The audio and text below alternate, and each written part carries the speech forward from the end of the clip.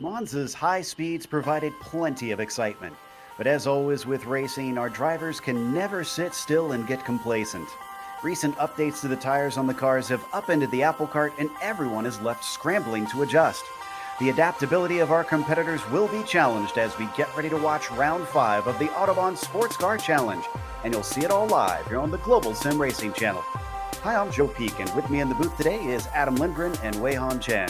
Behind the scenes is our director, Sean Crackers Ambrose, and he's using cameras provided by Dougie Beer. As if things weren't screwy enough with a new rubber being placed on the GT cars, today's race includes Autobahn's first visit to Barcelona. For longtime fans of the series who want to know what this place is about, we have our handy track guide at the ready.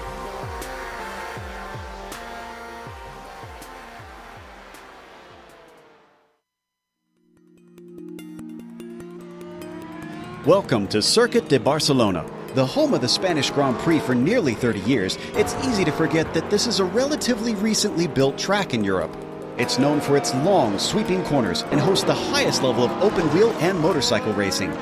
Placing an emphasis on a good aerodynamic setup with high downforce cars, it's often overlooked that it offers plenty of overtaking for lower-tier racing as well. In fact, most don't take into account that this adaptable track has 5 different layouts to choose from. These range from the nearly 3-mile-long Grand Prix version to the minuscule 1-mile club circuit. Because of the pit straight being the longest acceleration zone, Elf is the most likely spot for drivers to get it past them. After that, your next hope might be into Lacaja, which, depending on which layout you use, could be a sharpened set of 2 turns or one long hairpin with an opening radius. In the early 2000s, a chicane was added close to the end of the lap, but the old Europe car corner can still be run. The Spanish fans have some gorgeous views from the many hills dotted along the track. And with the international fame this place has built over time, it's no wonder they're almost always full come race day.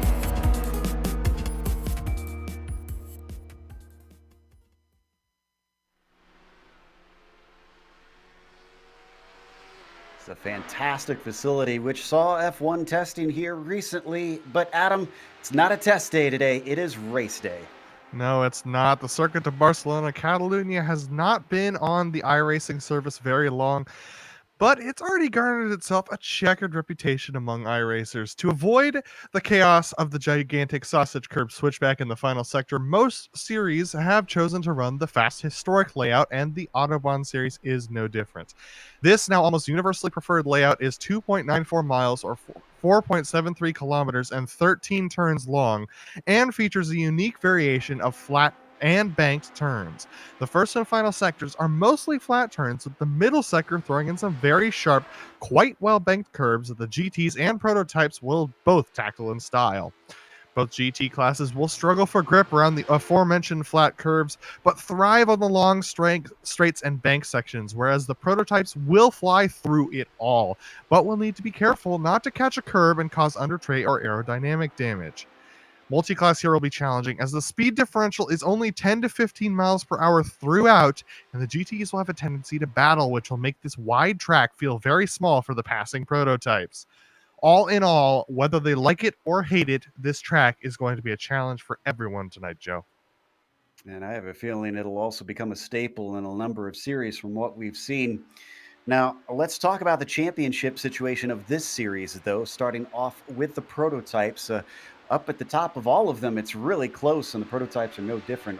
Only 10 points between Vigo and Josh Wolf, interestingly, who's jumped himself up. Nathan Lewis, with a bit of a bad day 2 weeks ago, has tied for third now. Stephen McGarvey right with him. And then don't count out Brennan Cronin, kind of a dark horse here. We really don't talk about him a whole lot, but he's got to within the top 5, and he's within 6 points of third place. So someone to watch out for. If he has another good day, he could continue to climb. Adam, we also have the GTLMs. What's that standing like? Definitely. We've got Mike Young in the lead of that class right now with 66 points over Bradley Haley. And then it is down to Ryan Huff, who's 14 points back, who's tied with Scott McGarvey. And then we have Kevin Binkley in that 5th position, who's not out of it either. It's amazing to see 2 ties in 2 of these. All right, Wei-Han, what does the GTDs look like? Leading the GTD charge of affairs, it would be Paul Lindsay with 59 points, and it would appear that Kevin Santana in second is just separated behind by just 2 points. And Eric Intil behind third and fourth Eric Intel and Ryan Walsh, third and fourth with 8 points for both of them, and Sheldon Rosenbaum not far behind at all with just 10 points behind the championship leader. So we can see from here the points are actually very, very closely tied together, and it'll be interesting to see the changes in this order as we progress with the race tonight. Yeah, that GTD class was super tight last season as well. Ties seem to be the name of the game. Let's take a look at the teams championship, which is equally important here. But this is where they have the combo breaker. No tie here for third place. But only 19 points between first and second is actually quite tight. You can see 162 points with them only on round 5 right now. There's a lot that are gathered together considering you have 3 different classes contributing on those points. So that 19 is actually quite small. And then it's about the same back there to SRN Orange, the 34 behind the leader. SRN Gray just behind their sister team, not too far back, sitting in fourth, and Autobahn West rounding out your top 5, only 55 points, splitting those top 5 teams. This could switch around by the end of today, depending on how things go.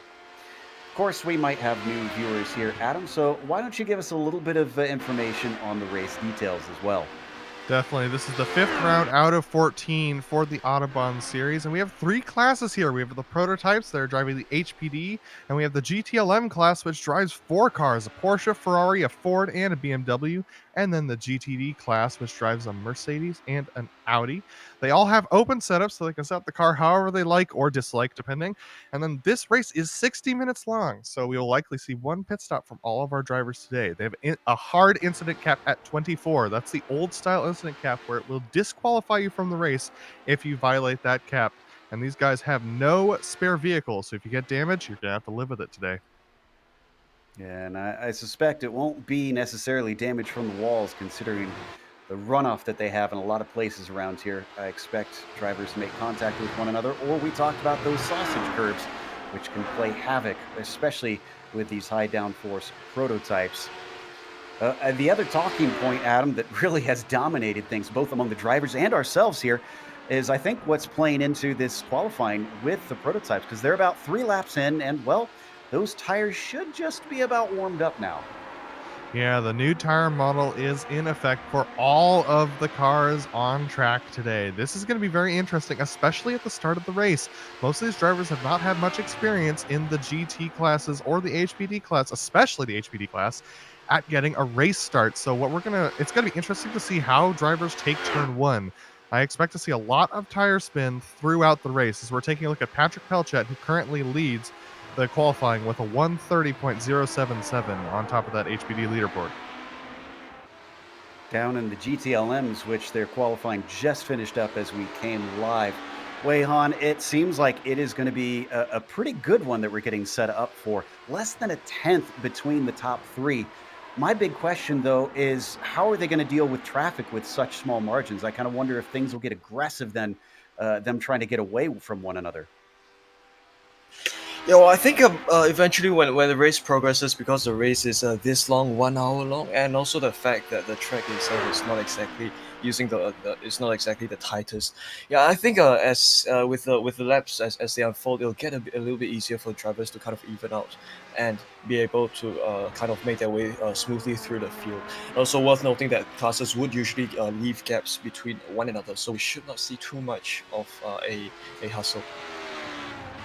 Yeah, that should help with the start, certainly, with the classes giving each other space. Naranjo coming around, sitting in 10th, but this lap not going to count for him, so he'll have to come around yet again. Nathan Lewis, who missed out on a win due to damage last time, still not on the pole here. He's coming around out of New Holland. Let's see what he can put on the board. This time it's a 29.9. That's 4 tenths quicker, and that is going to put him on the pole, but only briefly, because Pelchat also goes faster, and he's got about just shy of 2 tenths over Lewis now. Yeah, and so both Pelchat and Lewis are pulling over, and they're going to get reset. Looks like 4 lap runs are what these HPD drivers have decided are the best that they can do on these tires. And Joe, after the intensity that we saw last round at Monza, which was honestly one of the best races that I've had the pleasure of commentating here on the service, it's awesome to see these drivers going toe-to-toe in the qualifying session right now. Even with Pelchet having that lead, Nathan Lewis took a big chunk out of it and is only 2/10 behind as Robert Tinsey comes around the final sector. The Blade is back. Let's see if he can get himself onto the top spot. Not this time. Another one that's had an off track somewhere. So we now watch Dean Mole. We also saw Gerard a moment ago. He's still sitting down in fifth, usually one of the very fast drivers in this car. I'm guessing he's also struggling to try and make sense of this new tire. Mole this last time, another one lacking a lap time, unfortunately. I mean, we say that Jason Gerard is one of the fastest on track usually, but he's still not slow. He's only 6/10 off of the lead right now. So as we're watching Clifton Naranjo come around, he's gonna do a great job there, and looks like he did not actually improve on that lap. Yeah, it was about 3 seconds off his quickest, so I think he's just getting it back up to speed now. Less than 5 minutes left. They better be out there and warming up those tires at this point. Billy Smith, who looks like he might also be on his first time lap because last one did not count for him. Let's see what this is as he crosses the line. The 901 goes quickest of his times. Personal best will put him up to sixth. Now, speaking of tires, Weihan, we also, as you mentioned, will have pit stops in this race. And this is one I kind of wonder about the pit entry, if drivers have been practicing there, because I noticed it's a bit unique compared to some places. So I wonder if we see some mistakes possibly. Yeah, possibly due to the change in the quarter-final sector. I think it'll just be a little bit different from what drivers would be used to in the officials, which uses the chicane. But I don't think we should expect much of an issue unless everyone decides to take the entrance at the same time. Robert Tinsey has now moved up to third. His last lap was his quickest. The number 81 on the inside of the second row is certainly finding himself adapting well to his return to this series. The former multi-time champion could get himself another victory. So we now watch Milano also coming around and across the line. Not quicker, still down by about a half a second over his quickest time. Yeah, Naranjo and Overbay were all drafting Dominic Olivier as he crossed the line. He was unable to improve as well, so looks like either the track is starting to transition or these guys don't have their tires quite up to temperature yet as we watch Billy Smith come around that final sector. Let's see whether he can put in a good time. He's on pace to do a decent one. Yes, he improves. 2/10 quicker, and that's good enough for fourth place, right next to Bobby Tinsey. Who else do we have coming around? Miguel Vigo, one of our victors so far this season, taking a win in Daytona and I believe in round 2 in Sebring as well. He's out of New Holland. He's only down in fifth right now. He's got a 1:30.2, and it's going to stay his quickest, at least for the time being, because a 30.9 is not going to be better. Yeah, I got to already tell. I would love his setup. It's got a little bit of twitchiness under throttle through the sharp hairpins when you've got downforce. That's exactly how I like to drive my high downforce cars. So it's awesome to watch as Kevin O'Keefe crosses the line, a 1:33.1. He's still trying to wind up his car as he's getting ready. He's currently down in the 12th position, about 2 seconds off of the lead. And it does look like the sun isn't quite beating down on the trackway, Han. So I kind of wonder about these weather conditions, if that's going to be tricky to try and get temperature into the tires.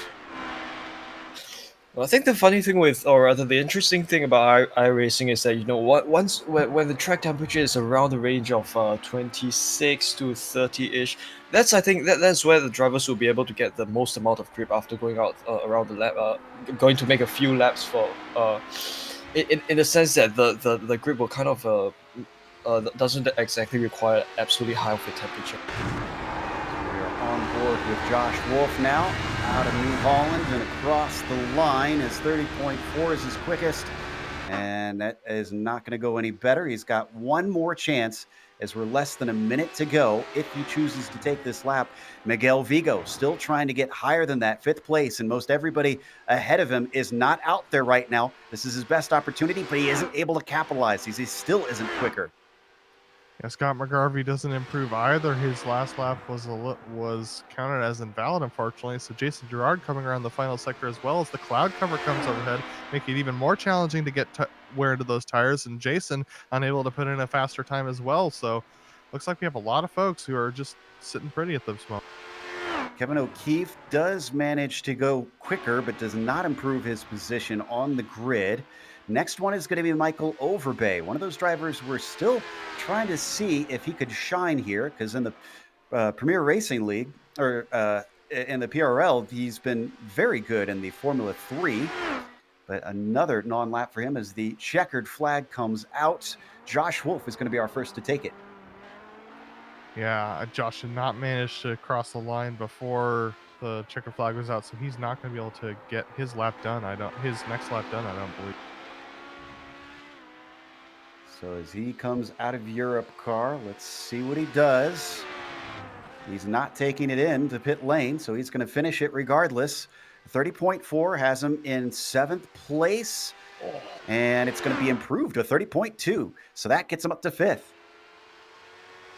Miguel Vigo's the next one around. He's going to come around this final sector. He's looking to improve, maybe jump Joshua Wolf in those standings. He crosses the line, a 129.9, and that does improve him. He gets above Billy Smith up to 4th place, and Steve McGarvey came into the pits. Next up is going to be Kevin O'Keefe. He is down in 12th. He's not been happy both with his rig right now. Been having some software issues as well as just not enjoying this tire model, it seems. As he crosses the line, he does go quicker, so he's getting the hang of it, and that'll actually jump him up one spot. Yep, the final's going to be Michael Overby. He's going to be the last one on the track to cross the line, and he's actually going to take it to the pits, so that'll settle out our grid. That does indeed close out our qualifying. That means it's time to go through the starting order for today. And Patrick Pelchat, who would have thought, is leading it ahead of Robert Tinsey. Back again to try and challenge as many drivers as he can with his multiple championships in his pocket.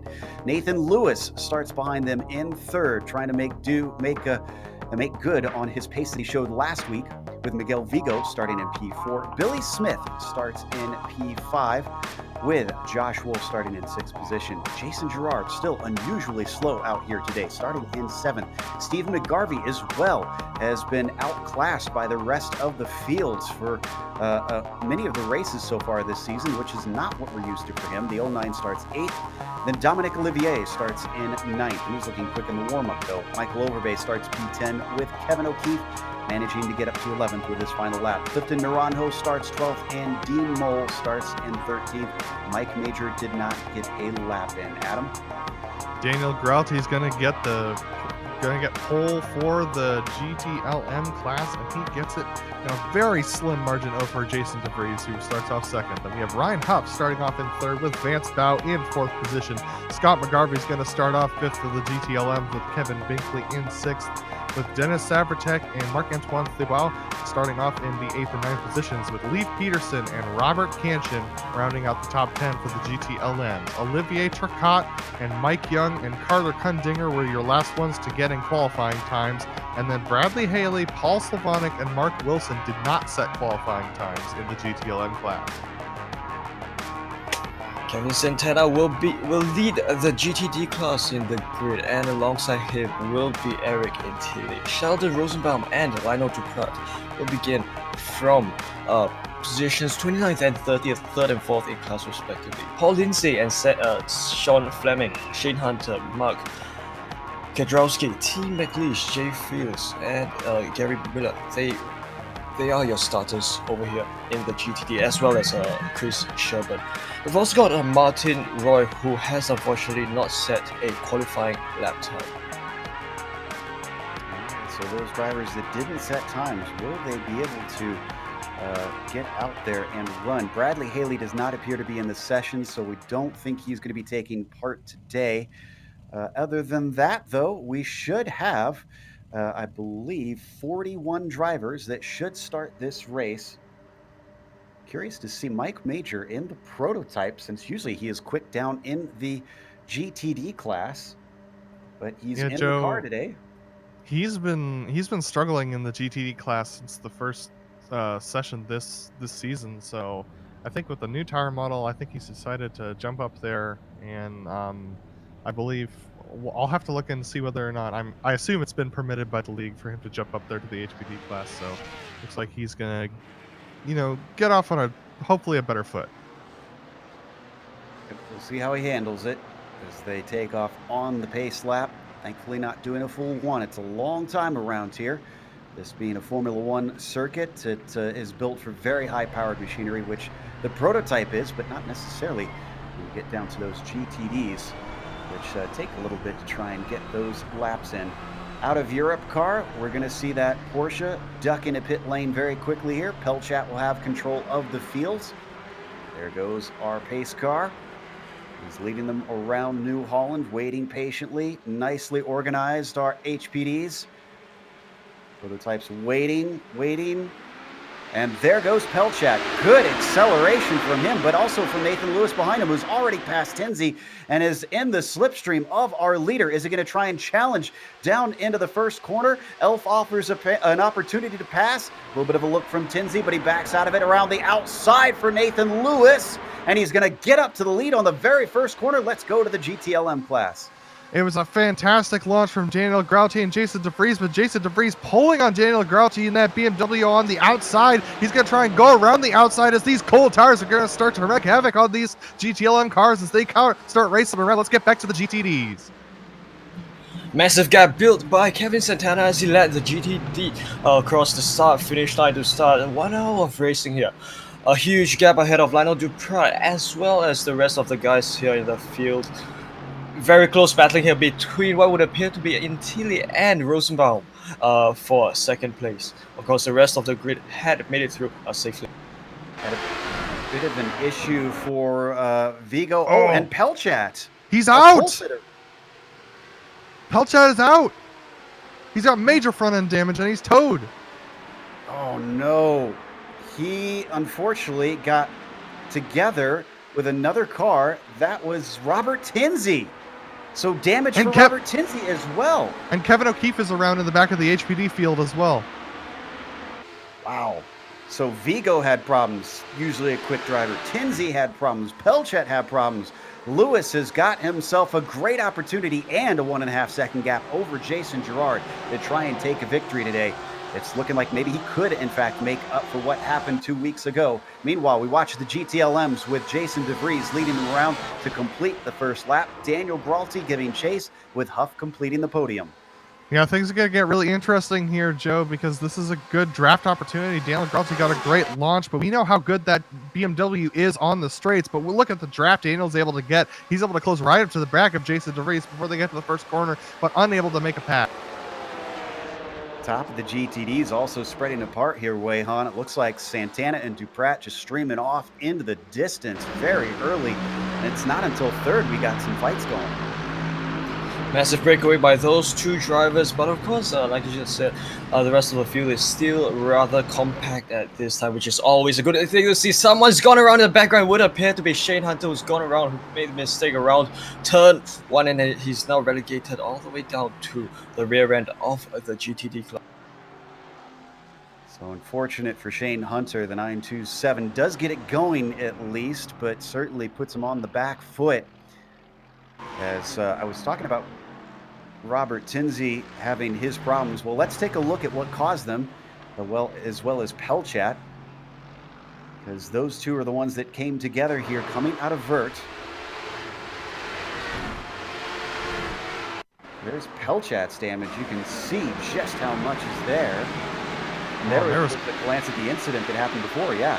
Yeah, that was Miguel Vigo losing control coming through that corner, and then here's the incident that you were talking about. I think Tinsey just loses. Yeah, he accelerates too quick on those cold tires, weaves into Pelchat, and then hitting into the side. Tinsey seems to be very much down on speed. He's fallen to 6th and is struggling.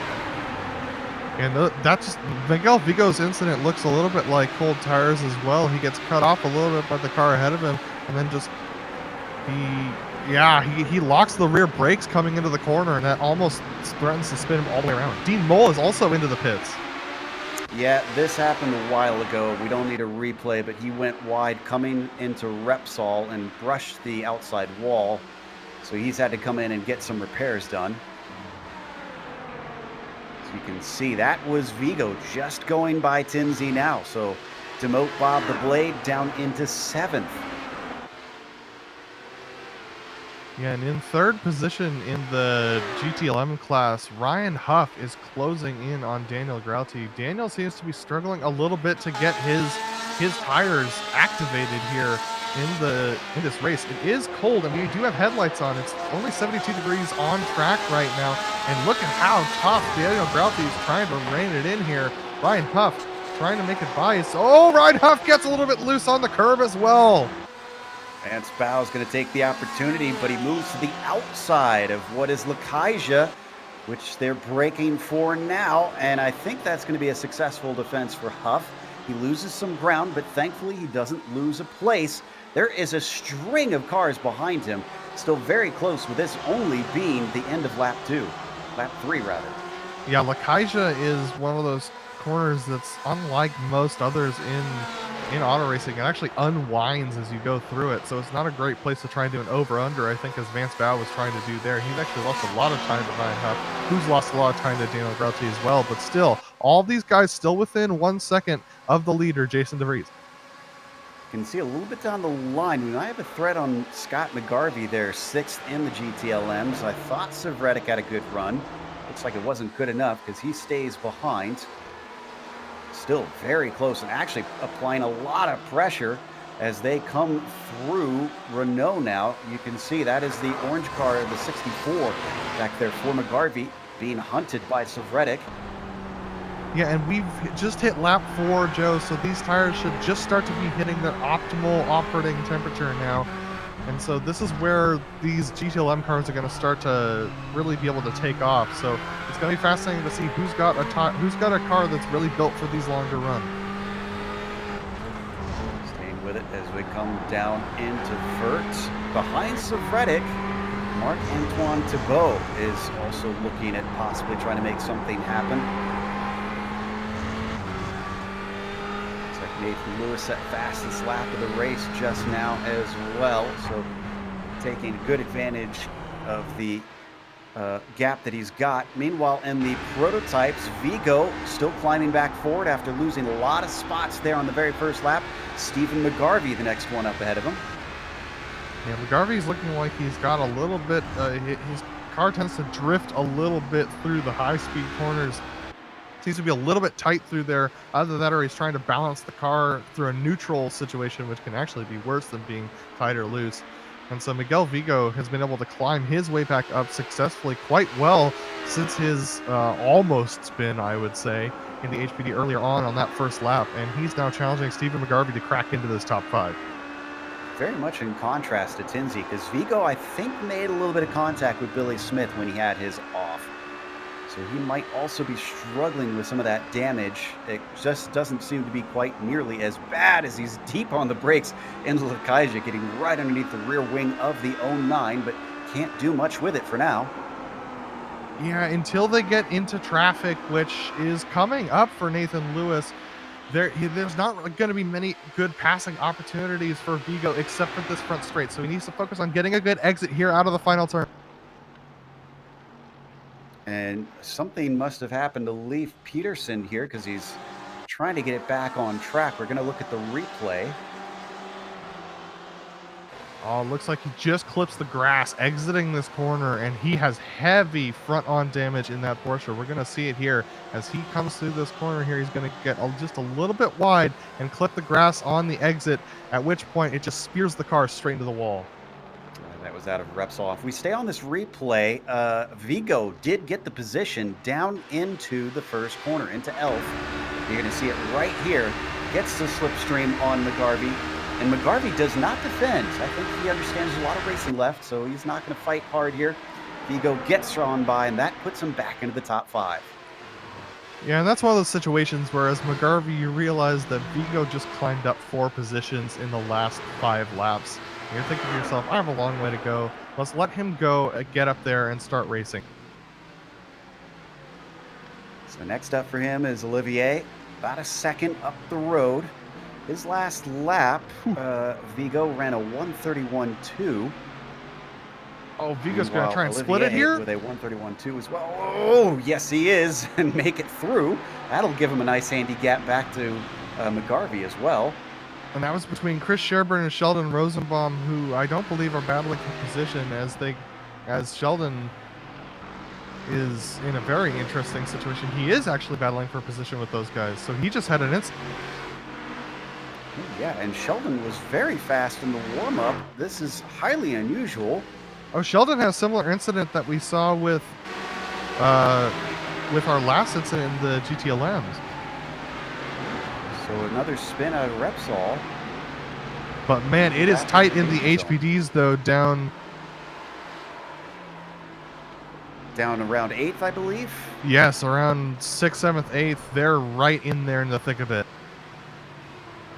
Yeah, that's being led by Tinsey, who's in 7th, still struggling to find any sort of speed. He's attempting to hold back Naranjo as well as Overbay and there. Billy Smith, one of those drivers, trying to recover as there's a spin in front of him. That is, trying to figure out who that is. That is Jerry Mueller, excuse me. Didn't hit anything, just had to go off track as the rear end looped on him in his Mercedes. Yeah, and another Merc who had a problem was Martin Roy in the GTDs. He's back going forward again. No need to go look at that one, but this multi-class action is starting to get really intense, and with the track as cold as it is, these tires are struggling for... Well, we missed it, but Vigo pulled the exact same move on Olivier that he did on McGarvey. Got a good run on the front stretch. He's now up to 4th place. This is a very fast car, that number 36. I would not bet against him to be in the hunt for the victory because he's less than 10 seconds behind Nathan Lewis right now. In fact, let's take a look at that number 27 up at the very front. 5-second gap back to Jason Girard, just cruising on his own, minding his own business. That's what he needs to do right now. And I guess if there's anybody, Adam, who is going to try and pull as big of a gap as possible, it's Nathan Lewis tonight, knowing what happened 2 weeks ago. Yeah, Nathan Lewis is definitely going to do that. But Lionel DePratt just went straight off into the gravel by himself here. He was in 2nd place battling with Eric Antilli in the GTDs, and he's off track way high.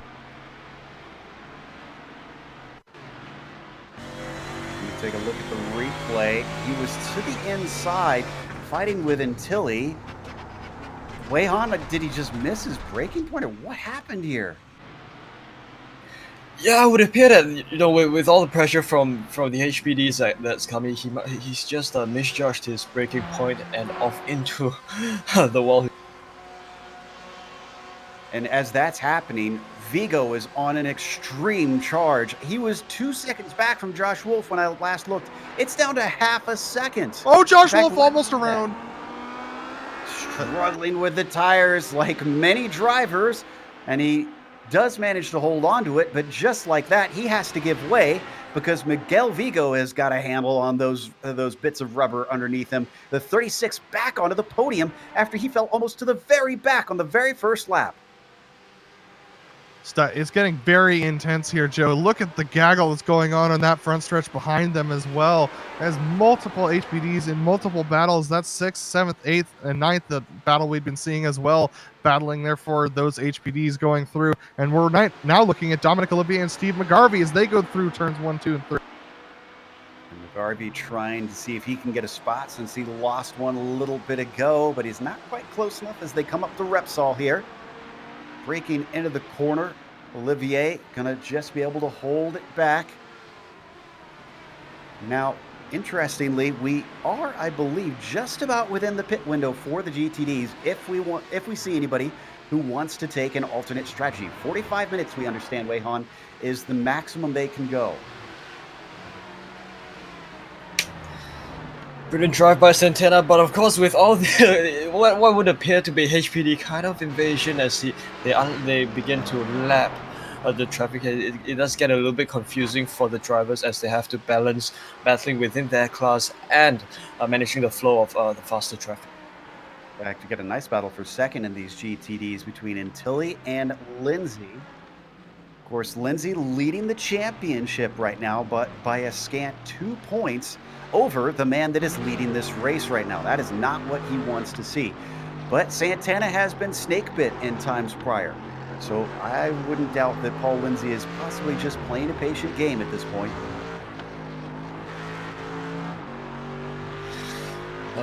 Perfect, awesome driving by Lindsay and Tilly as they battle it out for second place. Gap between them sits at just 0.3 of a second, and we have now a long stretch for them to draft it out.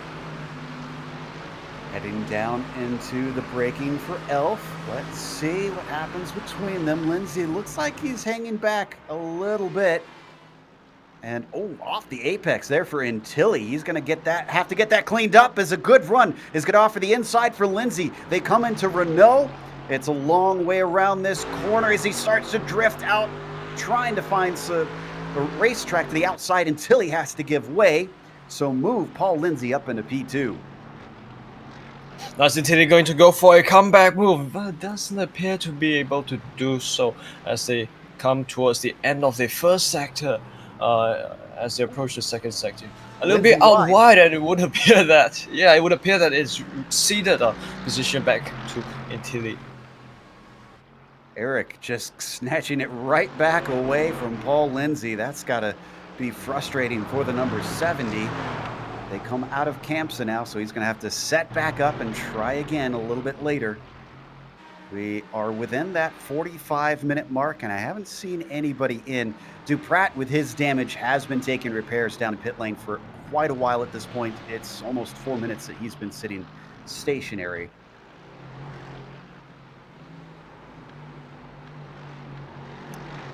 Back up in 4th place in GTLM. I think we're going to get some interruption because Bao, Binkley, McGarvey, and Savretic have Nathan Lewis coming through. Yeah, Nathan's been cutting in and out of these GT cars very, very aggressively. He is not trying to lose no time to Jason Gerard, who's managed to keep the gap under 6 seconds, which is impressive because that's how big the gap was before they ever caught the GT cars. So both Nathan Lewis and Jason Gerard are navigating this traffic to the best of their ability and doing an amazing job at it. Got some lights flashing there as Lewis wants to make sure they're aware he's a-coming. Oh, and he's coming quick as he sends it in deep down into Lakaija to get to the inside of Vance Bao. That almost opened the door for Binkley, but he can't quite do it, and I think that was a little bit of flashing from Vance Bao in disapproval of that move. Yeah, Binkley trying to get to the apex, trying to get that over-under done on Vance Bao, but it just does not work out for him. Going out there in the gray really upset his car. He was just starting to lose it out there, so it ended up getting very tight on him. But now the BMW power is starting to show on this straight. We're going to see him in the tow in the draft. As he stays with it, I'm not quite sure that he's near enough for an attempt. He's closing in, and indeed, Binkley's going to stay behind. So still, you can see that train of cars. As soon as one makes a mistake, everybody else is going to be pouncing. Tabo is in there. Gerard trying to come through in his HPD. He's going to have to weave back and forth. The one just hitting that flash button as he gets to the inside, barely given space by Scott McGarvey, but sneaks through.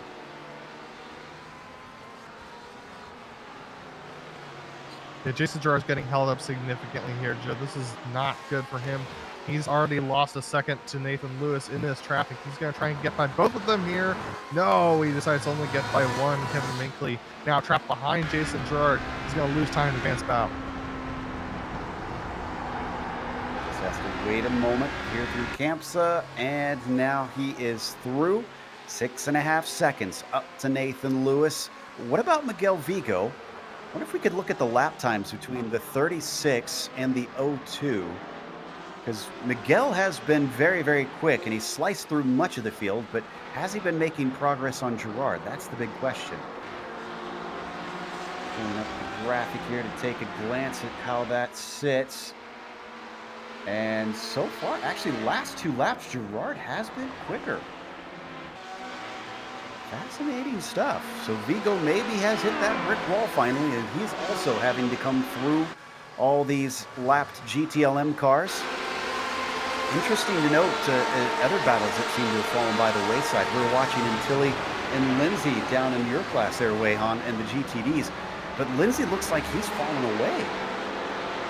Yeah, it would appear so. As I think the cars have become a little bit more distributed. The spacing being a little bit more sparse, and I think the average gap that separates them, or rather the gap between Intilli and Lindsay, is at 1.7 seconds.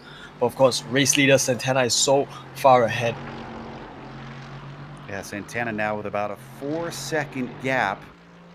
Looking pretty good over in Tilly. Not completely safe. He has to keep from making at least somewhat big mistakes, offs and spins and whatnot, to avoid handing that one right back. Really, our biggest gap for the lead is still between Lewis and Gerard at about 8.5 seconds. Checking in on Gralty, who is trying to hold back Huff. This is for second in the GTLMs. Pretty dark out here now. Oh, is down to the inside of them. Huff having to take avoiding maneuvers to keep from running into Miguel Vigo. Vigo down and through, but clearly not willing to sit around. Look one more time. I think an above angle would probably be the best one on this one. There we go. Yes, perfect. From the chopper. Sees that he wants to try and not lose time between these two because it's slow corners for the GT cars, but medium speed corners for the prototypes. You can see certainly disadvantaged Huff in that process.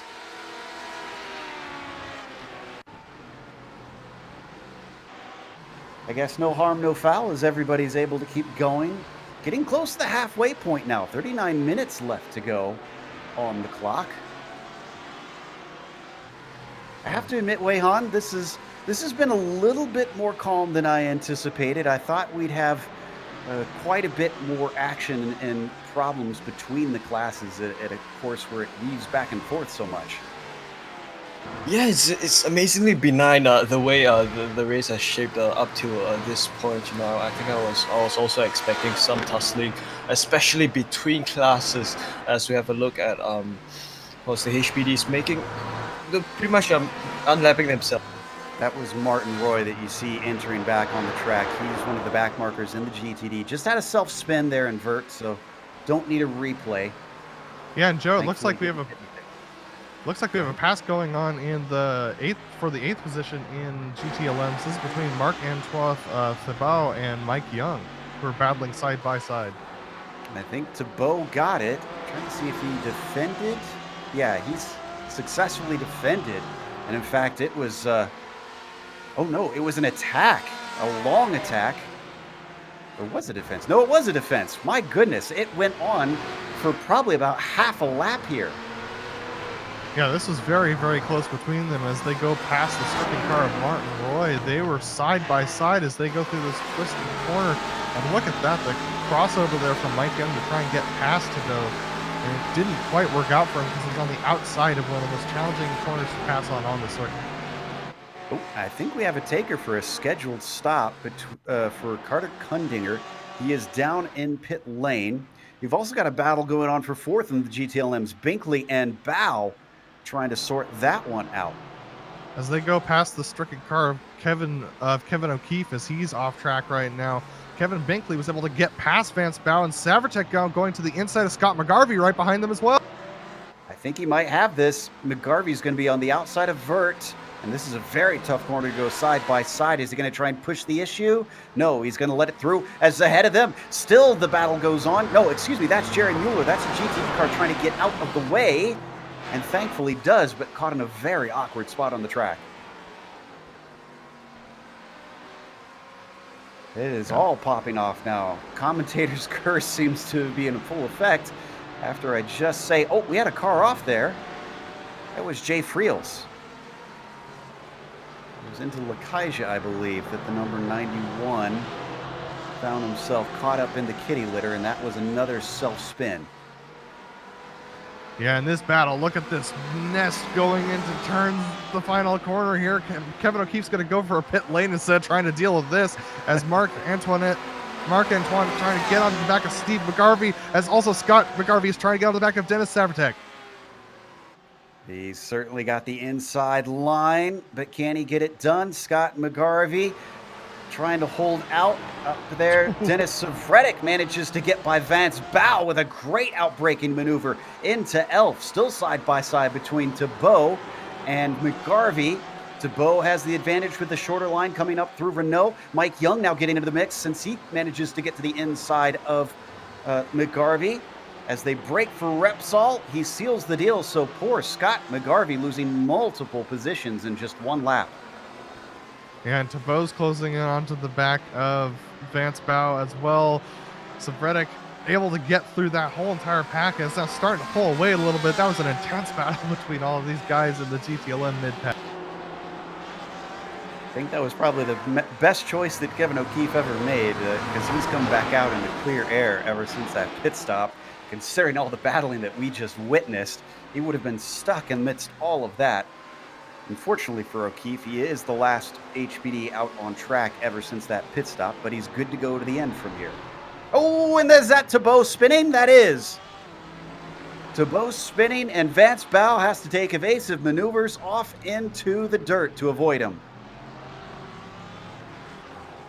And this just looks like a process of outbreaking yourself. We're going to take a look at this replay right now. And this is, I think this might be just, yeah, this looks like a victim of just getting on the power, actually, Joe. This is something that's not common on GTLs because of the traction control systems they can implement. Watch him head into the corner. Already Bow was way to the outside, so I'm not sure if he just would have kept going even if we didn't get a spin from Marc-Antoine. I think Marc-Antoine spinning was a result of Vance Bow being out there. He probably had too much steering angle in it as he accelerated, and that ended up spinning that right rear tire. Oh, something happened to Josh Wolf just now. Josh Wolf was chasing down Vigo, and now he's got Dominic Olivier right behind him. Let's take a look at the replay. Yeah, it's going to happen right here into Vert. You're going to see the car get very loose. He got caught out by Paul Lindsay ahead of him. He thought Paul was going to take the corner. Instead, Paul conceded the corner, and he had to dive to the inside there and lose a ton of time.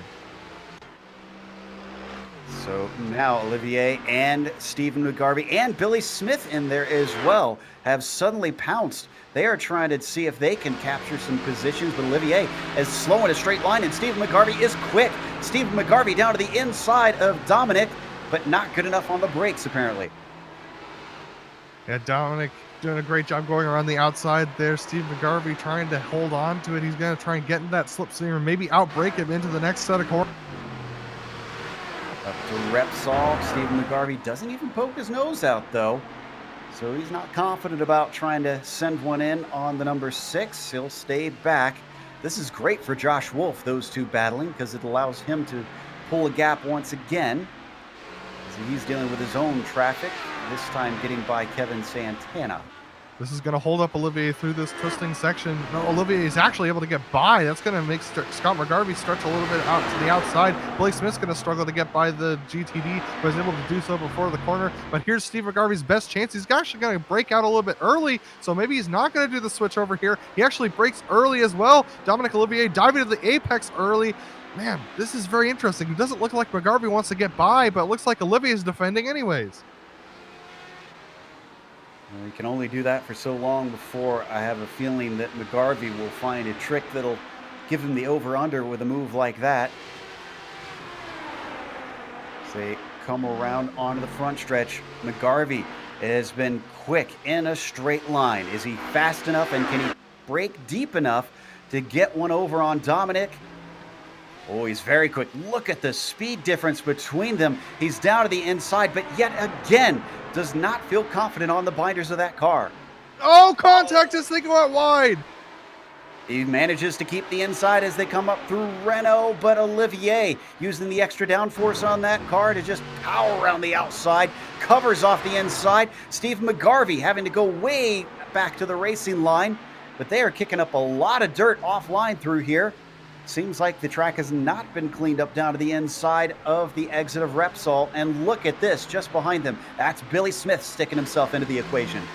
Billy Smith trying to get a good opportunity on Stephen McGarvey there, but just unable to do so as McGarvey's focus is purely forward on Dominic Olivier. So Billy Smith having to be careful there around the corners. And here they go down the inside. Good move on Sean Fleming to stay on the dirty line out there and make sure to let these guys go by, because they were going to take that position regardless of whether he gave. And all this fighting has meant that Josh Wolf is 2.2 seconds up ahead of them. These three really slowing each other up tremendously. So we just about reached the halfway point. Not quite there as they'll come across the line this time by. Got a car flashing behind them. I think that's Clifton Naranjo. Oh, Clifton having gained quite a few spots. Olivier has taken to the pits. This is our third scheduled pit stop call. Robert Tinsey and Michael Overbay came in before him. And also Kevin O'Keefe. So Tinsey should have his car repaired after that. I'm sure that is a relief for him, or at least I hope that it's repaired. He's come out ahead of Overbay. Is he going to be able to come out at least with Olivier, or is he going to be behind him? We watch Dominic in his pit stall. Guessing no tires the way that they've been, just not wanting to get cold rubber on it. This is Overbay that we're watching. He's being led by Tinsey as the highest car who is pitted. Olivier is moving as Tinsey's coming out of New Holland now. This might be a little close. It depends on when Olivier hits the end of that pit road. And Olivier's got him. By quite a margin.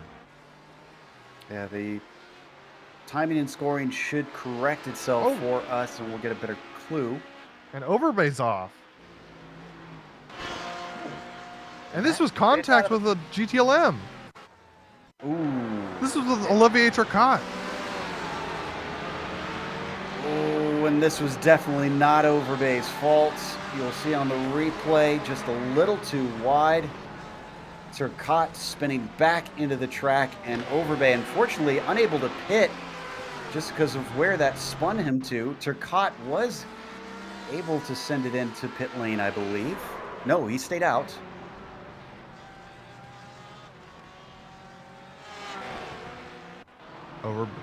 So Overbay's gone into the pits now to get that damage repaired. Turcotte has decided to stay out. He thinks the damage is not going to be a factor for him. I think he's already coming up to the end of the lap. I believe Overbay actually had to take a tow to get down into pit lane, so his race might be over at this point. If not, he is severely set back and really won't have much to fight for.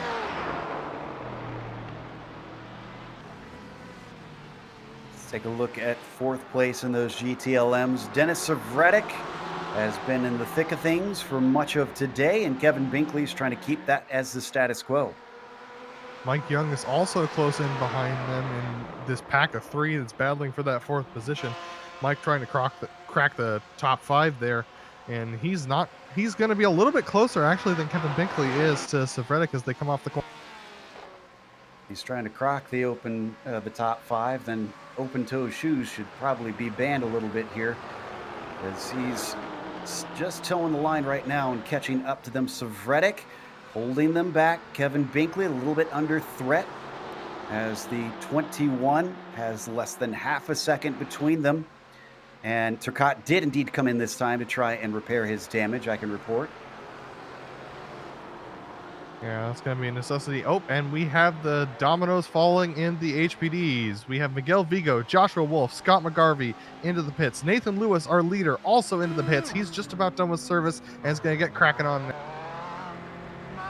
Lewis returns to the track around what looks like fourth place. Gerard Smith Naranjo did not pit. Oh, but is Lewis going to come in on traffic? Who is that with him? That was Mike Major, but he just manages to stay ahead. So that's good news for Lewis. He gets into clear air. Oh, Dominic Olivier is trying to get his way back past these guys who are in the pits, but actually makes contact with Kevin Santana, our leader in the GTD class, as he tries to get past, and that's going to free up those guys ahead of him, the three cars who pitted, and that means that he can't get that position. Yeah, this happens. You see right there, the off track coming off the final corner as he tried to go around the outside of Santana. Thankfully, just kind of bounded over the gravel, but we've talked about Adam. I hope he didn't get any floor damage from that. Yeah, and this is one of those moments where that GTD just clips that inside curve and bounces out towards him. There's nowhere he could have gone to try and save that. So Dominic Olivier hopefully didn't get any of that front right damage like you mentioned. Vance Bow is in. I believe Jason Girard.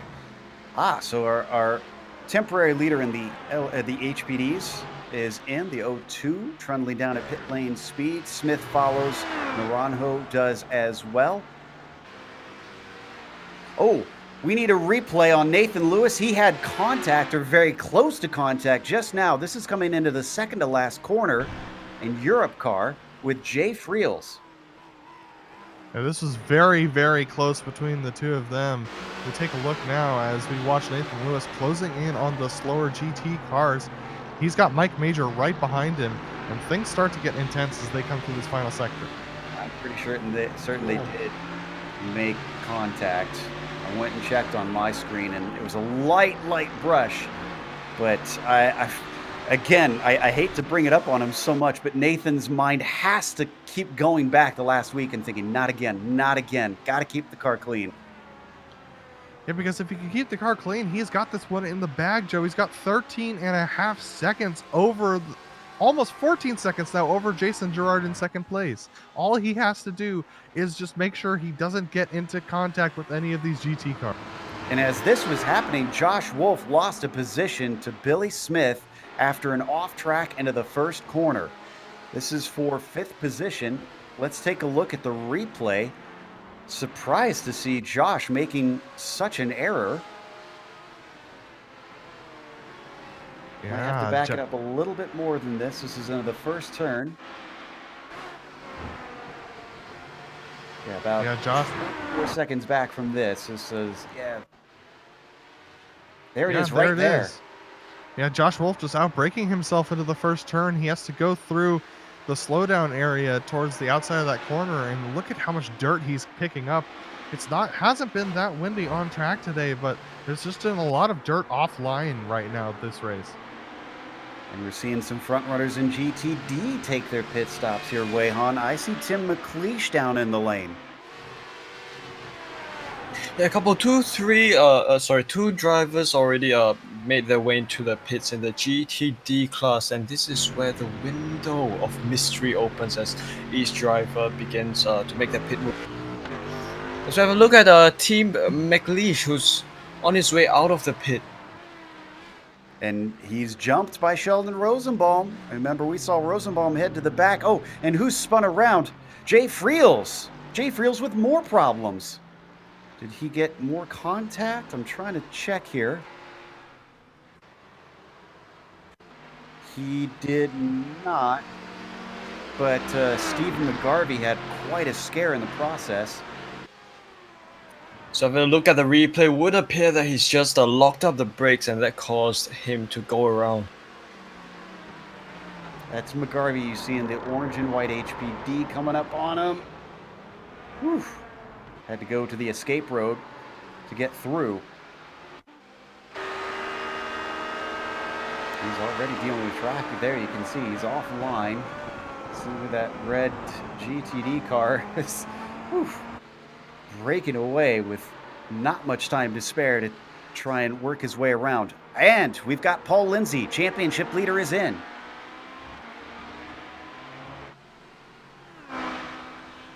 So the number 70 down into his stall has been chasing Santana and Antilli, but has not seemed to have the pace as the race has gone on. Can the pit stop change that?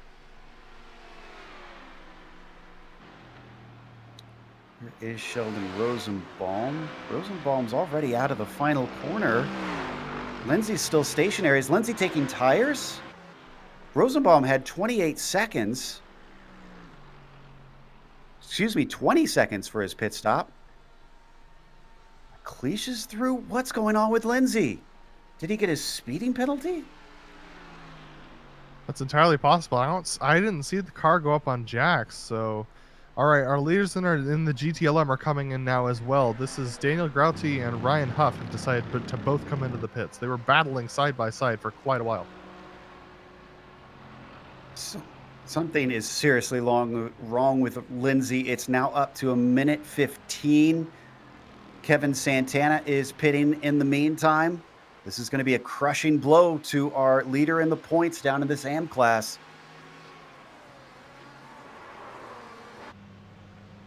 Until he stays out to lead in the GTDs, Ryan Huff and the GTLMs is in and out. No.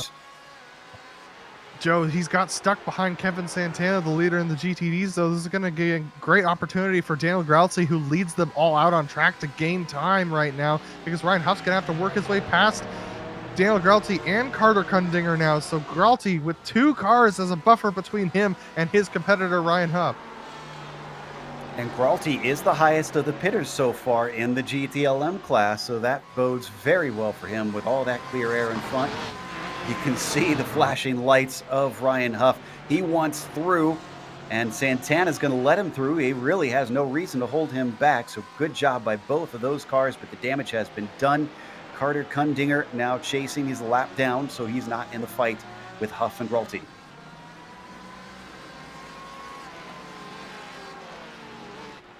And Wayhan, it looks like Mark Kodrowski just came in for his pit as well and has come back out in 5th place. Yeah, he's just making his way around the first corners. If I have a look at his pits, I think he's lost a couple of positions from when he first came. We're still waiting on Sherburne and Antilli to come in. Well, make that Sherburne, because Antilli is in, which makes sense because we're getting close to that 45-minute mark with about 20 left to go. I can also see Robert Canchin and Scott McGarvey in the GTLMs have pitted. So is Paul Slavonic as well in the GTLM class. So that leaves only 2 GTLM drivers who have yet to pit. That's Marc-Antoine Thibault and Jason DeVries. That's it. So where is Santana? He is just going to get out ahead of Antilli. I think Eric made up a lot of time on Kevin here. Wow. It was 4 seconds before. Now it's about 2. It was such a close pit exit there. I think it could have been either of their game. Of course, they're coming under a lot of pressure from the different classes coming behind them. Yep, and this is going to change the game because Stephen McGarvey is in there for the prototypes. He's trying to squeak through Billy Smith as well. Go ahead. Antilli apparently losing quite a bit of time now because he has stayed back from Kevin Santana as those cars go through. Oh, leader in GTLM is in the pits. And we're going to see whether or not Marc-Antoine Thibault comes in as well. He does not. He stays out on track. So Jason DeVries pitting a lap before Thibault, at least. Thibault going a little bit wide on the final lap corner. But Jason DeVries looks like he has taken just a little bit of fuel. 11.7 second stop. That's the shortest stop today for a GTLM. That is curiously quick. The only other driver who's had something comparable is Robert Canchin with a 12-second stop. Robert is down in 8th position in that class, so I don't know what to make of that.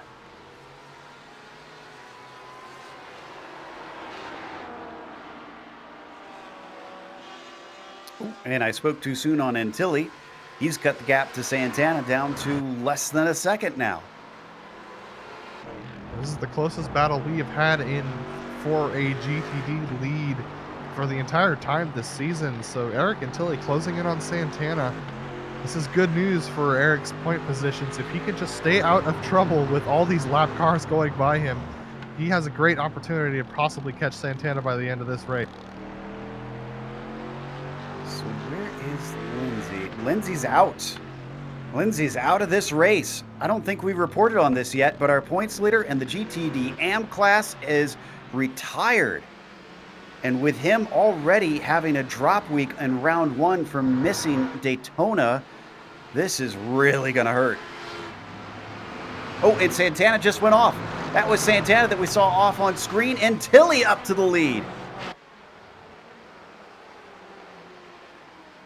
Wow, things have changed shape drastically since the start of this race in that GTD class. Wei-Han, that looks like self-made error to me. Yeah, I think he just missed the exact point where he was supposed to go brake, and he just went into the gravel and ceded the race lead to into. Then of course, you've also got pressure from all the different classes behind you, and with all of those other classes in your rear mirror, it does get difficult for you to kind of perceive where exactly you're going.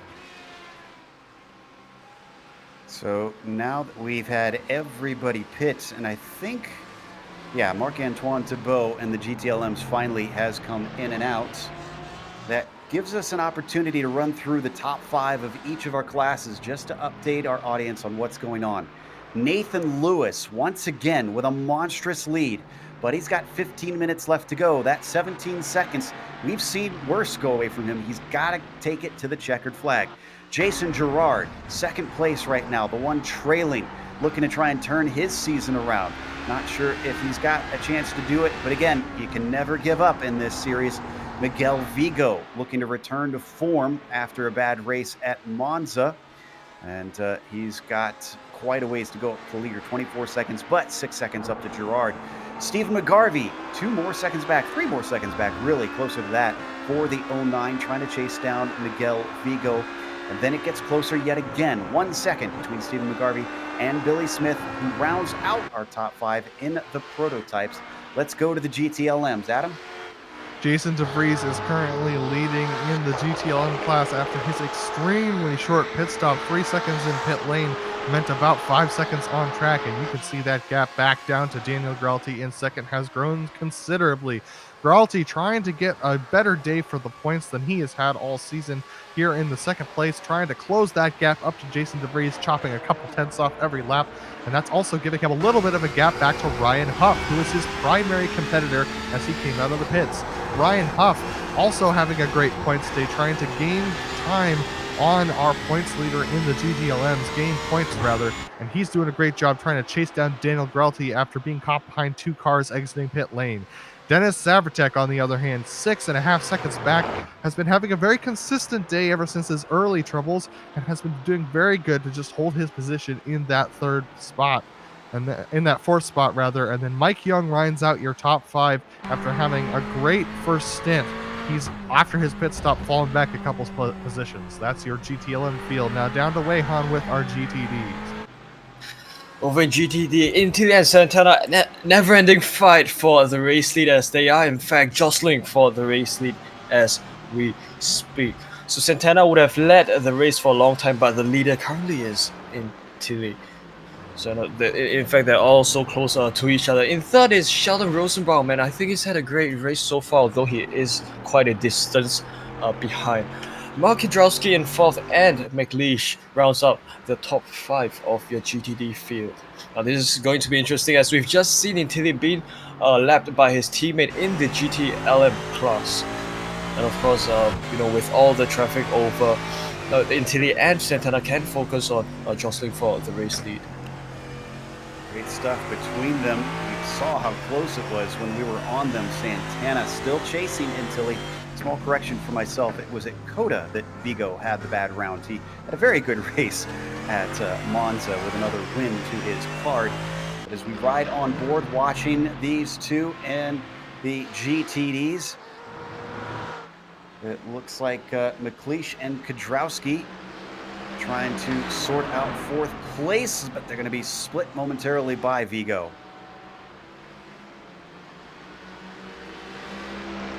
Solved by the HPD there, but I think they've managed to survive that little bit of an overtake. A bit late on the brakes goes McLeish, so that's kind of negated whatever. And here we go. We just had a pass for 4th position in the HPDs. That's Billy Smith passing Stephen McGarvey just through that last sector. Stephen McGarvey really struggling after the pit stops on his tires, getting grip. Going to take another glance at it to get a feel for how things work.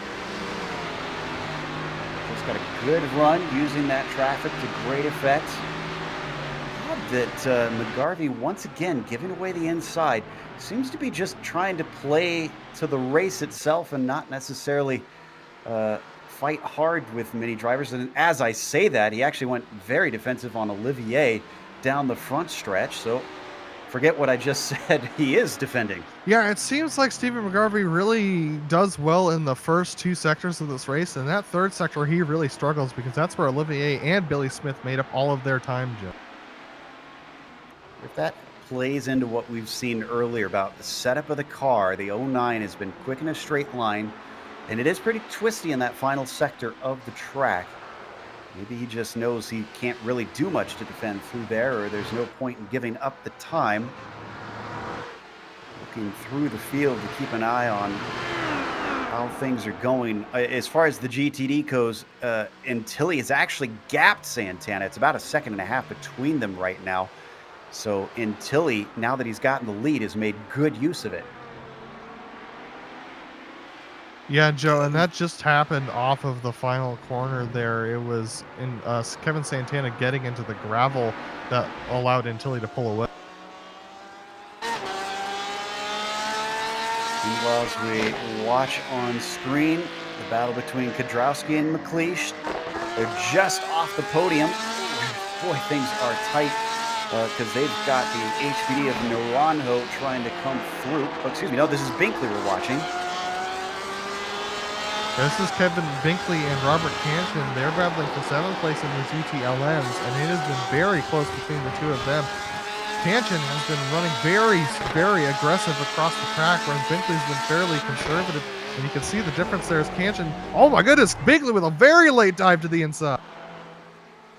Contact! They seal the deal as they come together. Canton shoved out of the way unceremoniously. Kevin Binkley giving a little bit more space through Bonk Sabadell, but he is now officially up into 7th.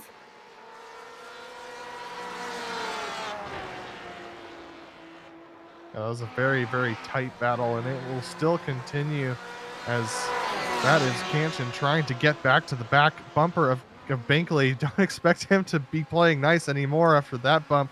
Let's see whether he does anything into. He's taking a look, but he backs out of it. They are less than 9 minutes to go at this point, so they're going to have to hustle as they go through a lot of smoke. Who is been off track through here?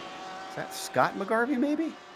No, Joe, I've been seeing that the last couple of laps in this particular place on track, and I think that's just a product of how dirty this racetrack is right now. Very bizarre. Yeah, you're right. I'm watching it now. Huh. Strange place for it to get all dusty, but it is what it is, and it's certainly not helping visibility or traction for our drivers.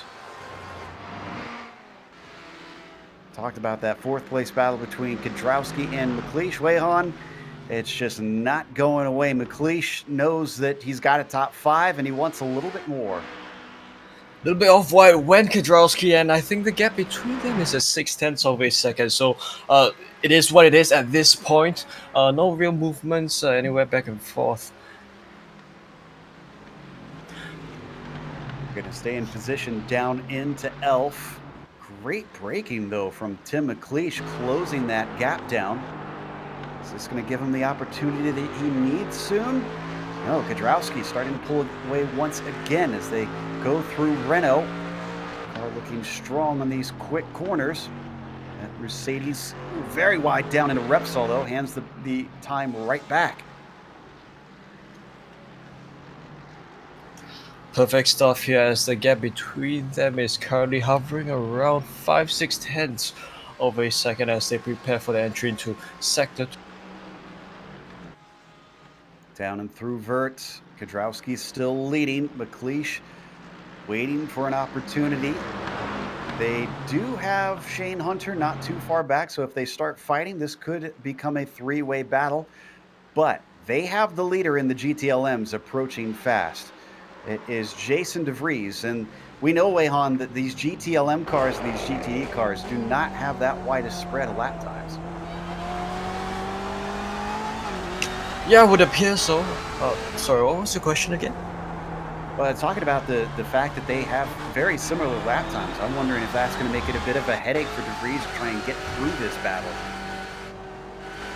Yes, in fact, yeah, I mean, there's always instances where you'd have the fastest drivers in the GTD class kind of mix up with the slower guys in the GT-LM class. Because for De Vries to have to make his way through here, I think along the straight line, the top speeds are rather similar, so it will take much longer. You can see right here, of course, the HPD not requiring much effort at all to make that move, but the GT-LM requiring much more time to do so. And just to get by Shane Hunter, so that's the first of the three. Tim McLeish is next up. That was Kevin O'Keefe going by in his prototype, just trying to keep from interrupting the battle. McLeish has got a mirror full of headlights. Does he stay defensive? He does. He's not interested in letting him through and giving up the time, but going the long way around. It looks like De Vries made good in that BMW anyways. Yeah, good move by De Vries to get by. He can't lose any time to Dylan Grauty, who's only 3.6 seconds back. I know we haven't talked about it much, but that's actually quite close for him. Oh goodness, as Grauty does get held up a little bit behind Kwiatkowski there, so this is going to be a little bit of trouble for him as he goes into the braking zone. He's got the inside, and he's going to get on through. Stays at about 3.5 seconds. Remember, Grauty also has to deal with this traffic. Granted, they've noticed Jason De Vries before Grauty, so while Jason was sort of an unexpected visitor, Grauty, they are knowing that the second place car is going to be coming up to them eventually now. And Joe, some things happen to Mike Major because he's lost a lot of time recently. When we did our rundown, he was in 5th place, but he's dropped to 8th and is now being challenged by Clifton Naranjos, who's closed up quite a bit in the last couple bits. We're close to getting 4 minutes to go, and Mike Major looks like he's got a very tight HPD. Yeah, I suspect Clifton's not going to be sitting around. If he sees a chance, he's got to snatch it, because there might not be another one before the checkered flag flies. As they come through Campsa, he's got to hold close and get a good launch here down into Lakaja, which he does. Does he poke to the inside? Takes a peek. Major doesn't even defend, as he does not feel confident that he can make that move. That's interesting. I thought Clifton was definitely going to make that dive down there. He had the run, and Mike Major could see it coming, so there wasn't much of an opportunity that Mike could have had to block. But now Clifton's going to have to get a good exit here. And Mike, look at the pace he's been able to draw. But Naranjo really focusing on the corner exit onto the straight. Gets a little bit in the dirt. That's going to slow him down a little bit. He's going to have to make a late dive if he wants to make this pass into turn 1. Yeah, I don't think this is going to quite work out as we ride on board. He's way too far back and breaking into the corner. Indeed. Clifton Naranjo is going to... Shane Hunter and Tim McLeish are around. Wow.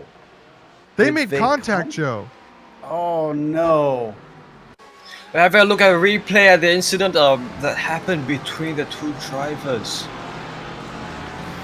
I think what happened was... Oh. Got to his inside and then started to lose it.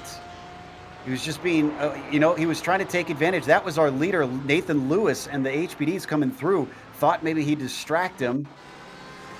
Well, I mean, sort of did, but that didn't quite go how I think either driver wanted.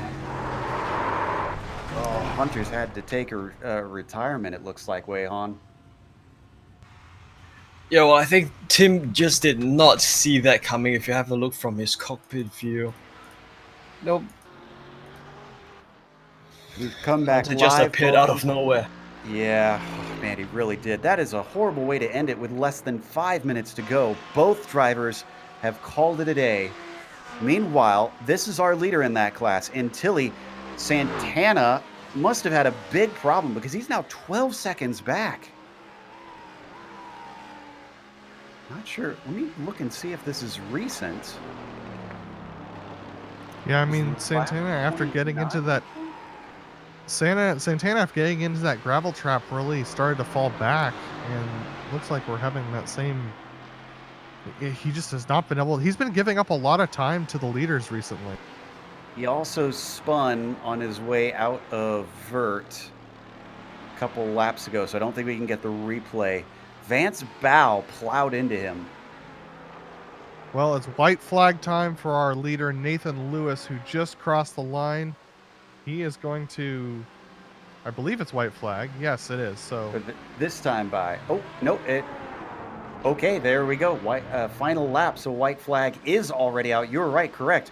The 27 comes around out of Bonk Sabadell, just 2 more corners to go, and he will get himself another victory as he comes out of there and down to the line. Nathan Lewis is your winner here today at Barcelona. Oh, excuse me, I was behind on it. My apologies. He is actually just coming around and down to Vert now is Nathan Lewis. And Nathan, a very solid drive. He has lost about 3 seconds to Jason Gerard, but he's got plenty of time in the bank, so he can take this lap easy. He can just be a little bit more relaxed about it and make sure he gets that position. It's probably the, well, not the safest of any of our leaders right now. Just about is. Kevin Santana still back by about 12 seconds. So certainly being given a run for his money from Intilli as far as the best driver. This time it is for sure, as I know I'm live. And Nathan Lewis is going to win today here in Barcelona. And Jason DeVries now, he's coming through the final corner. He is going to finish his final lap.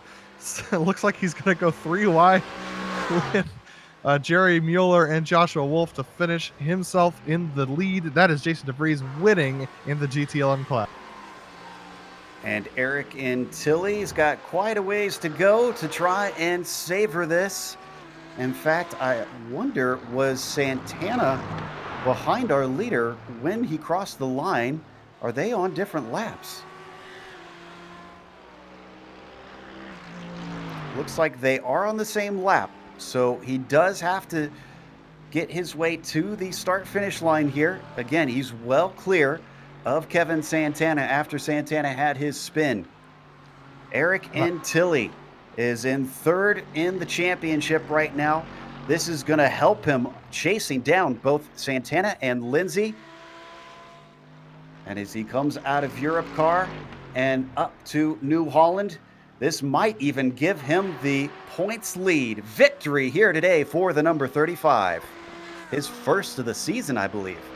And Joe, I can report that Clifton Naranjo did make it around Mike Major. He was, that pass happened as they got into the middle of a battle between Vance Bow and Marc-Antoine Thibault. And it'd be awesome. Let's take a look at this path. Got the replay on screen now. Yeah, and Mike Major just gets held up by the GTLM ahead, and that allows Clifton just to get to the inside, and they almost make contact again as they get out, and Mike Major just getting caught behind those GTLMs, losing that position. Great heads up there from Clifton. Try and sneak through on the last lap. Well, this is going to bring us to a break. The broadcast is not over. We'll have the unofficial results as well as driver interviews. Stick around because on screen you'll see all the upcoming races here on GSRC.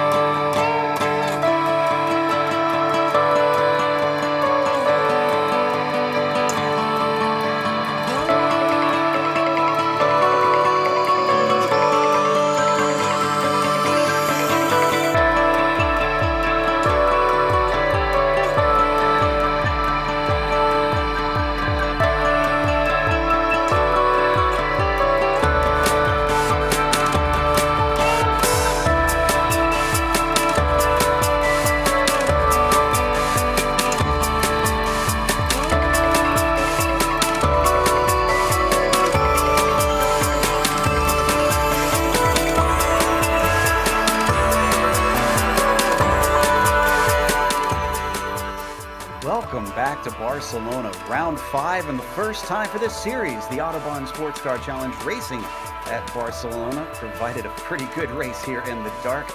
Nathan Lewis took the victory, redeeming himself after, unfortunately, a bit of a dismay there at Monza, with Jason Gerard finishing in second behind him, a distance back. Miguel Vigo, if he hadn't have had his spin, you have to think that maybe he could have challenged either one of them to be higher on this podium, but still a third, nothing to be ashamed of.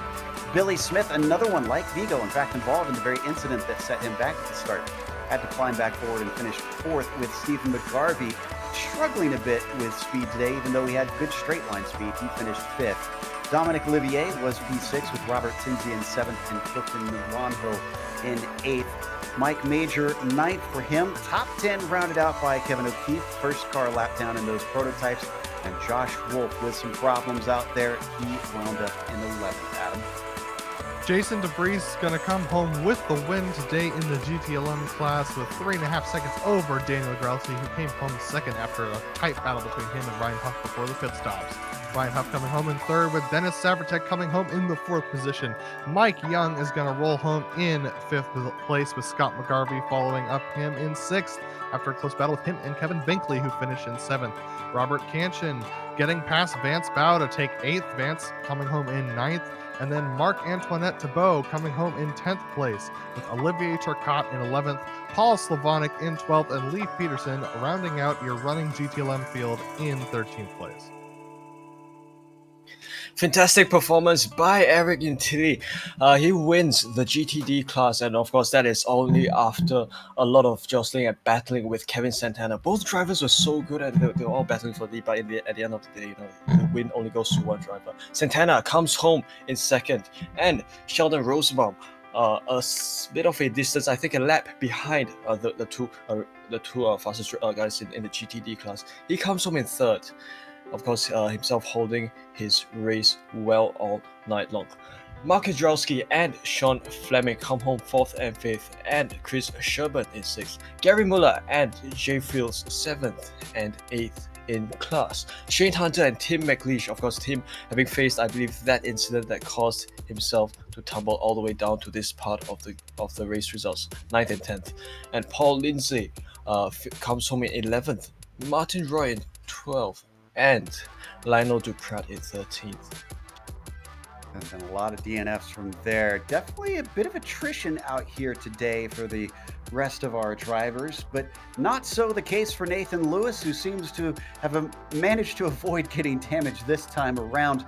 Nathan, it looked like you stopped the field. That had to feel good. I would say, yeah, I think you said it at top. I didn't get damaged. That felt nice for once, because I know I threw away Monza with getting that little bit damaged. That cost me. It was nice for once. I knew it sucked, though, because I know Patrick, my teammate, was quick, and he got caught up early. It would have been a nice battle between him and I, because he beat me in Q, surprisingly. I was kind of shocked. I'm like, wow, I guess he's pretty quick. So, yeah, but it was nice being able to have finally finish a race on the top.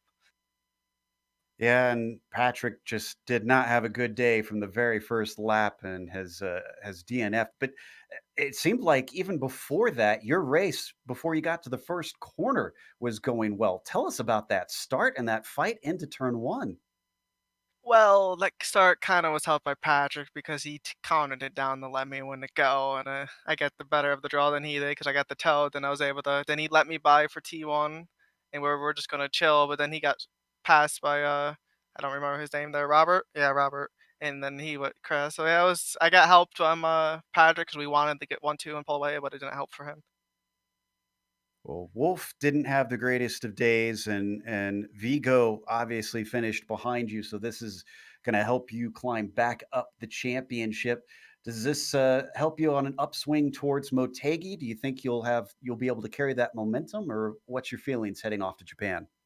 I think I can, yeah. I'm gonna have to do a little bit more practice than usual because haven't drove Motegi in a good 2 years. So like that's gonna be comes with also new tire model. Like tire model was actually really good for me tonight. Like Mike, obviously Mike Overbay, our setup guru, and also the teammate there. Like he did the setup for us, and he did a really nice set with the entire model, so they all clicked for.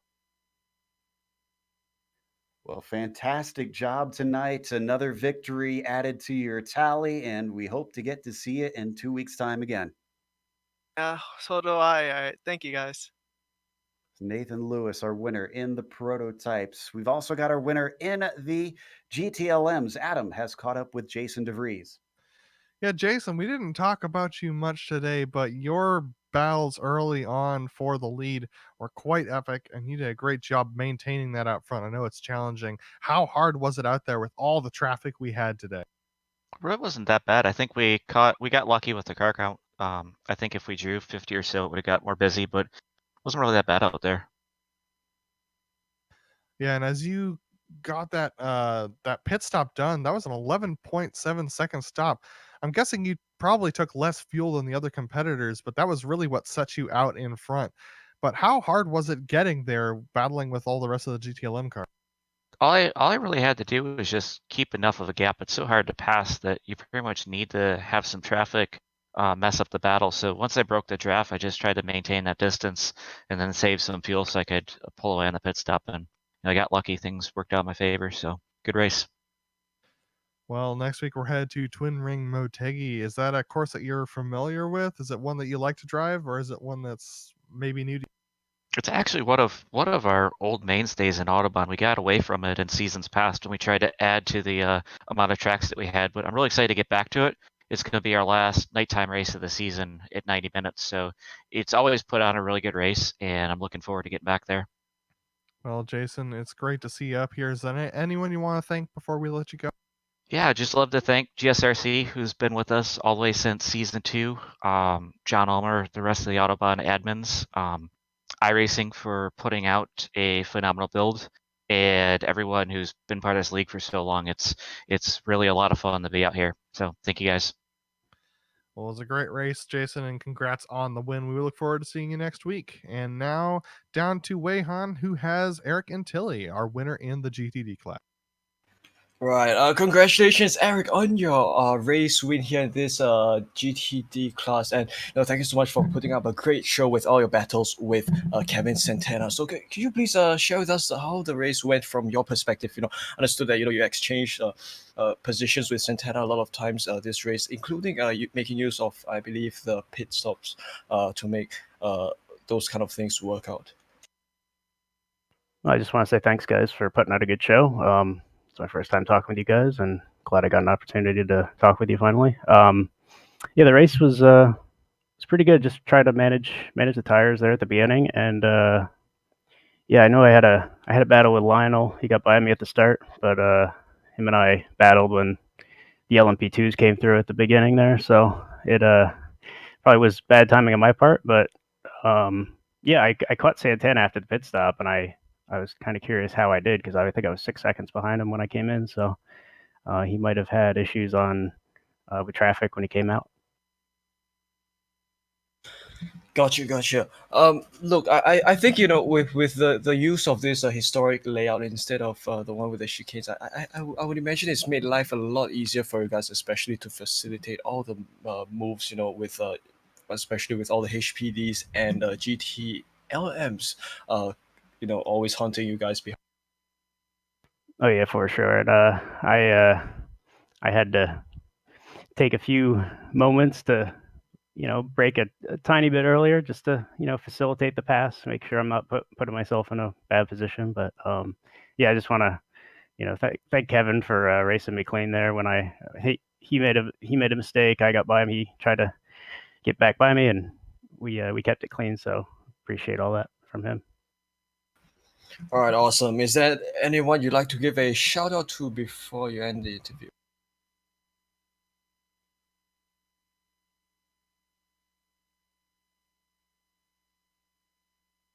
Ryan Huff and Jason Gerard, all of them. They brought me in last year, so really look forward to the opportunity when I came on last year, and hope I did a decent enough job.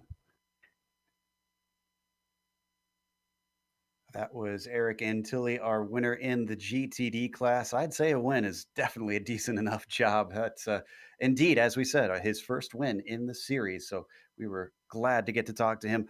We're also glad to thank the various people that help make these races possible. John Ulmer and all of his staff that organized the Autobahn Sportscar Challenge and have come back to broadcast with us for another season. Thanks to the companies that provide the software and the hardware for our broadcast. You can see them listed here on your screen. Additional thanks go to June Lalonde, who provides our wonderful music. See the screen for how to get a hold of more of her great work. And thanks to the team today, Adam, Lehan, Sean, and Dougie. If you'd like to find out more about GSRC, including upcoming races, you can find it at globalsimracingchannel.com. You can also check out our social media, where our Twitter is at GSR Channel, Facebook, Global SimRacing Channel, and Instagram at GSRC_Gram. If you'd like to support us, we got a merchandise store at gsrc.storenvy.com with a link in the description below. And make sure while you're scrolled down there that you click the big red button that says subscribe so that you don't miss a moment here on the GSRC. The next race is going to be at Motegi. That'll be Monday, March 23rd at 9:15 p.m. Eastern, 2 weeks from now. We have upcoming races for other series listed on the screen. Make sure and check those out and mark them down on your calendar. But until next time, race clean, race hard. See you on the track.